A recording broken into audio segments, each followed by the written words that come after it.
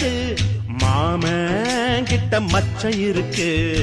காக்கி சட்டை போட்ட மச்சான் களவு செய்ய கண்ணம் வச்சான். கண்ணம் வைக்க வந்த மச்சான் கண்ணத்துல கண்ணம் வச்சான்.